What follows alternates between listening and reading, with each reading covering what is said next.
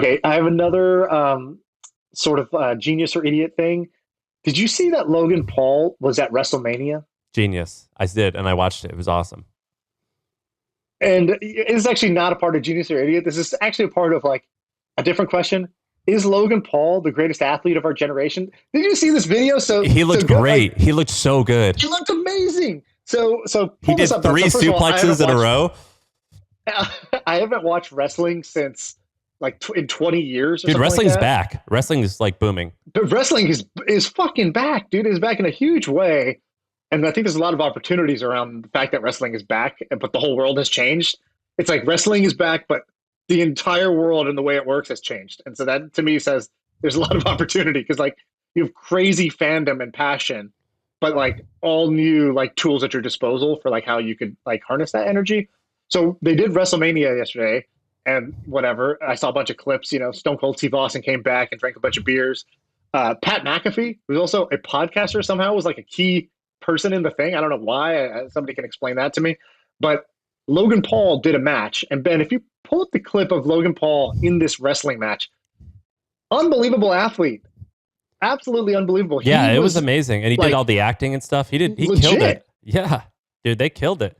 I thought that was really good. And by the way, it's not easy to do what he was doing. What's it called? It's not the WWF, WWE, I think.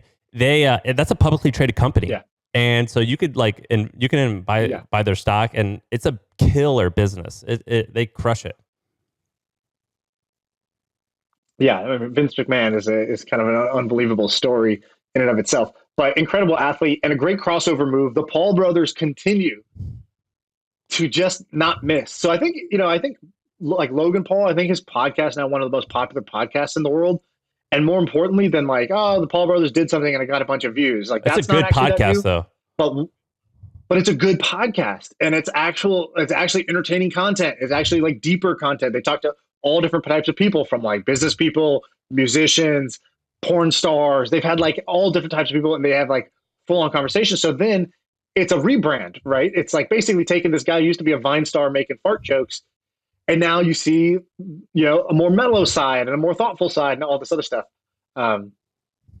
That's not him. Now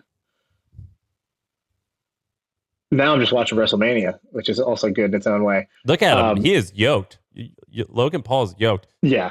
And as a kid, I remember watching this. Look at him do all that shit.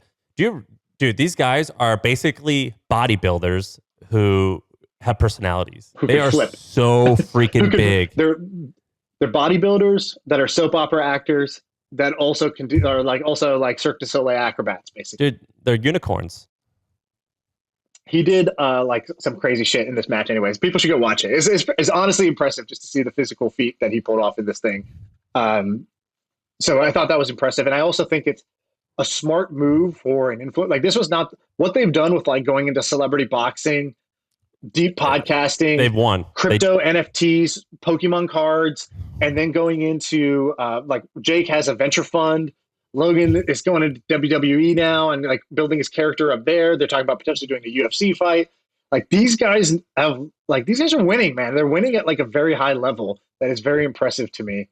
And you know, most people just write them off like they're idiots. They're not idiots. These guys are awesome. The thing about Logan is I've been watching his podcast. He's done a really good job of rebranding himself. He still has a little bit, but he's not like a douche. He's not a bro. He's super thoughtful. Right. He seems like a really nice person. He's the respectful one on the podcast. Yeah. He's got his kind of goofball friends that are like a little more brash and annoying. They can ask questions and like joke around about stuff, but he's the more reserved, almost like introverted, like thoughtful, 26, mature person. 25. He's not that old, but he gives advice. Like he seems like there's a lot of stuff there that's rooted in pretty good values. You could just tell that.